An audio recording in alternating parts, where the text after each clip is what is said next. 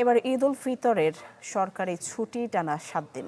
নির্বাহী আদেশে 18 মার্চ বন্ধ অফিস আদালত। সচিবালয়ে প্রধানমন্ত্রীর সভাপতিত্বে মন্ত্রিপরিষদের বৈঠকে হয় এই সিদ্ধান্ত।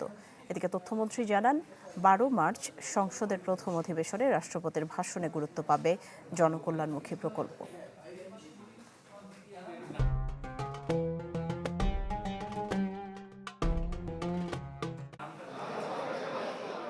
নতুন সরকারের দ্বিতীয় মন্ত্রিসভার বৈঠক।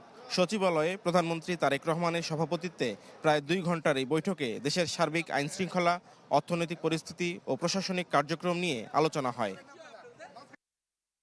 বৈঠক শেষে প্রাথমিক ও গণশিক্ষা প্রতিমন্ত্রী জানান, এবারে ঈদের ছুটি মিলবে টানা 7 দিন। ছুটি শুরু হবে আগামী 17 মার্চ থেকে। এছাড়া নির্বাহী আদেশে মন্ত্রিসভা 18 মার্চ একদিনের ছুটি অনুমোদন করেছে বলেও জানান প্রতিমন্ত্রী। সামনে ঈদের ছুটি, এই দুটোরই বৃহত্তর আলোচনা।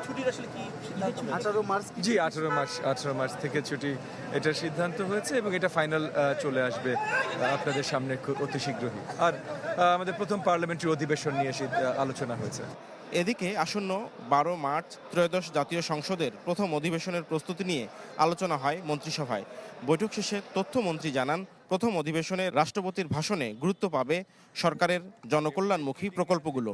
আমরা যে সিদ্ধান্তগুলি নিয়েছি, ফ্যামিলি কার্ড, কৃষক কার্ড, তারপরে কৃষি ঋণ, সেগুলি রাষ্ট্রপতির ভাষণের মধ্যে সরকারের এই সমস্ত পদক্ষেপগুলিকে রাষ্ট্রপতির ভাষণের মধ্যে দিয়ে যাতে প্রতিফলিত হয়, ইতিমধ্যেই যে প্রতিশ্রুতি এবং যেগুলি আমরা বাস্তবায়ন করার উদ্যোগ নিয়েছি, আমরা সে বিষয়ে আলোচনা করি। মন্ত্রী পরিষদের সভা শেষে বিদেশে কর্মসংস্থান বৃদ্ধি ও প্রবাসী কল্যাণে গঠিত বিশেষ কমিটির সভায় যোগ দেন প্রধানমন্ত্রী।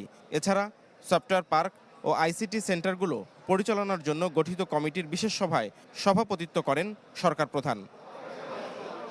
নাফিউল ইসলাম লিংকন, চ্যানেল 24, ঢাকা।